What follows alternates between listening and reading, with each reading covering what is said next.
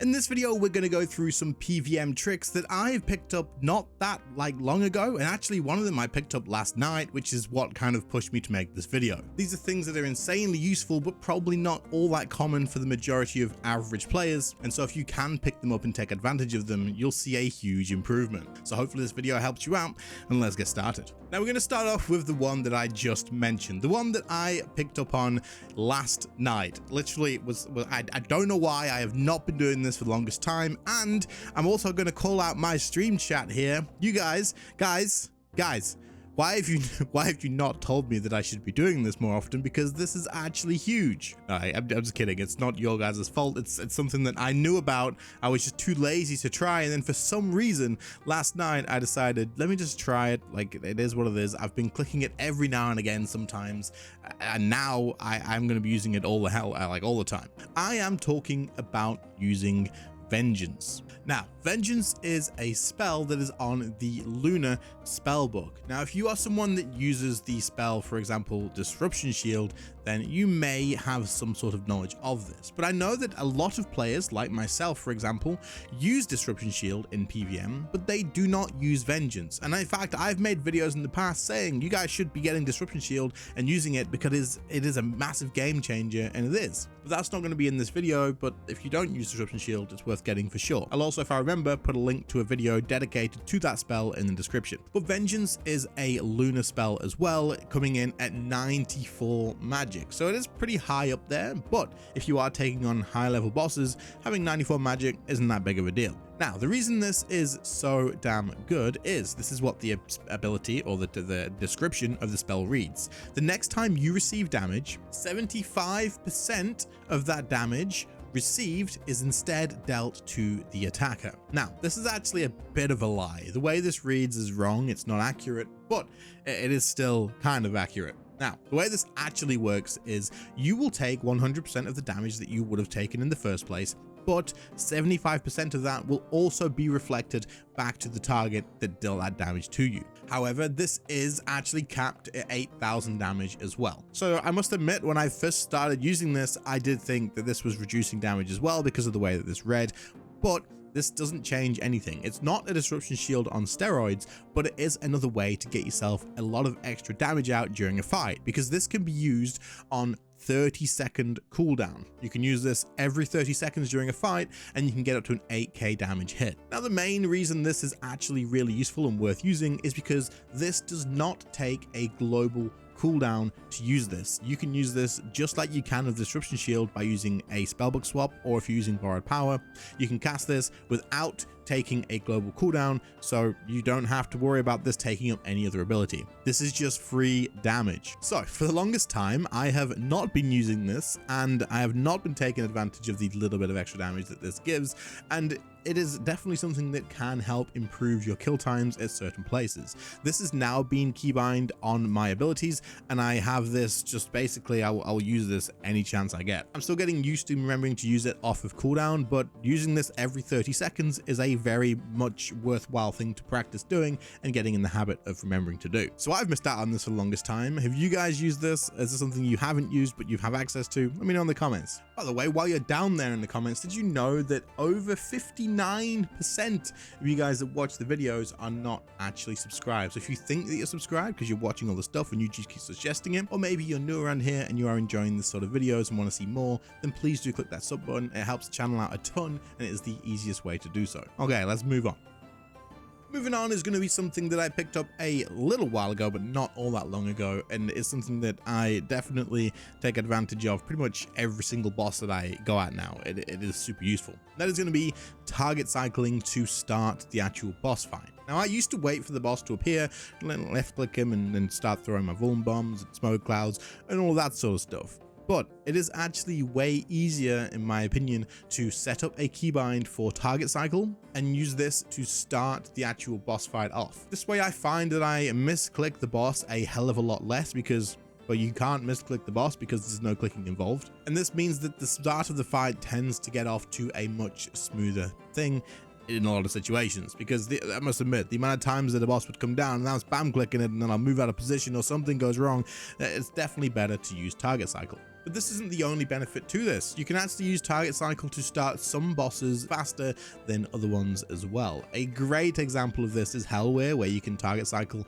during his animation and start the fight off right away, but there are other bosses as well just like this. Now, I will admit that there is a little bit of a weird situation where if you try and target cycle before the boss actually is targetable, you may find that you just can't target it no matter how many times you click the button.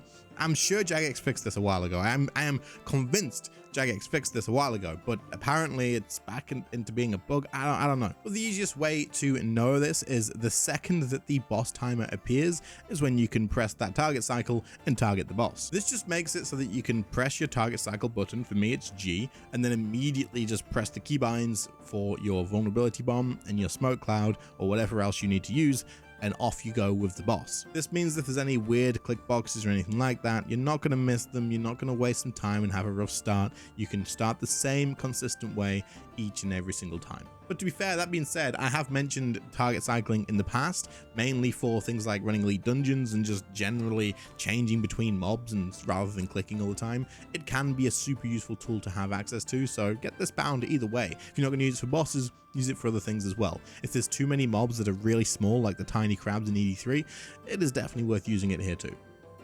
This next one is one that I use whenever I do not need a vitality potion during a fight. I take a vitality potion with me for this very reason. In fact, you can use this in a few places because you may need a vitality potion during a fight, but you may not need it for a little while, and so it'll be ready again and available to use. Now, the way a power burst of vitality potion works is it temporarily doubles your current health. Now, the way that I take advantage of this and the way that I'm going to be talking about is when I am using the life transfer ability for necromancy. Now, what life transfer does is it takes away 50% of your base life points. This is before any sort of adjustments or extensions that you have, so it will take 4,950 of your life points at max level to extend the duration of your ghosts. Now, extending your conjures is super valuable because, especially with the skeleton warrior, the damage gets increased for every rage stack that this thing has. This is super valuable as it increases the amount of damage he does by a ton. The longer you have this guy up, the more damage he's going to do. Sometimes though, it feels a little bit sticky or iffy or rough to actually use this because, man, losing 5,000 health in a place where you could just get one shot afterwards. For example, right now I am grinding Vorkath to get to 100 kills, and using this here feels insanely scary sometimes because you can take 5k, 6k hits sometimes without even knowing about it. It could be pretty deadly to use life transfer to extend your conjures in the middle of this fight because you may just get one hit as soon as you do that. So what you can do instead is to pop a vitality potion or power burst of vitality and then use your life transfer, because this way you will only lose half of that damage. You double your current health, and then you use the life transfer, which takes away the 5,000 still, but when your power burst of vitality runs out, you only lose technically half of that because you get the other half returned to you. This just makes it a much safer way of actually doing it because of the fact that you aren't going to be taking away anywhere near as much health. It's also worth knowing though at the same time that if you have things like a Hellhound Familiar, which I use at Vorkath, this will also tank some of the damage of your life transfer for you as well, which is valuable to know just because if you have one of these in a fight, it is actually safer to use life transfer than it normally would be as well.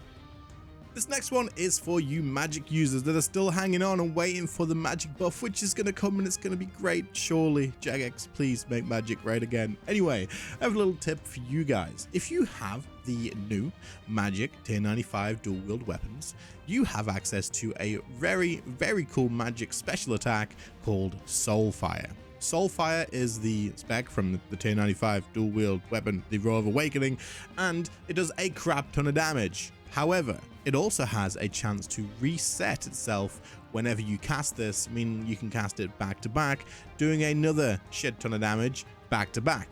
Now, there is RNG in this, which kind of sucks a little bit for magic, but you know what? It's fine. This is still a very strong ability, even if it doesn't reset. However, there is a way to improve your odds of actually having this reset.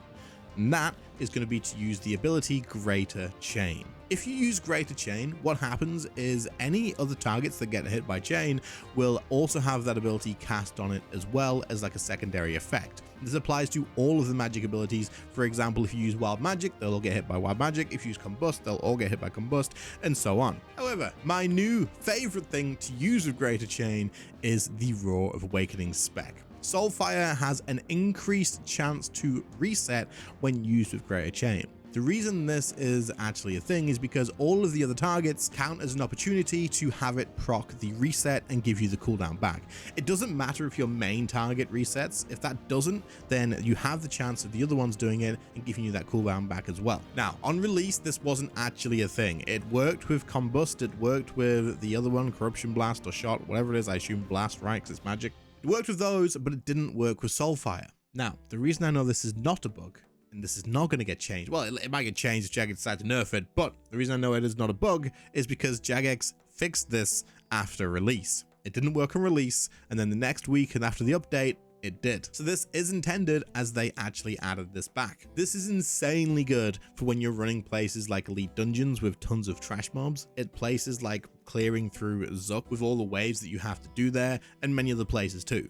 But there is loads of boss fights where you can actually cast Greater Chain just before you use Soulfire to give you that extra increased chance of this resetting. For example, if for some ungodly reason you decided to use magic at Volkath, which is still not worth doing, Jagex, you added the Undead Crumble Undead spell and it's still not worth doing, please make magic relevant again. But if for some reason you did decide to use magic there, you could cast Greater Chain each time before you cast Soulfire to give yourself that increased chance of actually resetting it and getting another shit ton of damage. But the point is, if you have more targets and you can use Greater Chain before Soulfire, it's worth doing. That way you actually have a much more increased chance of getting the cooldown reset.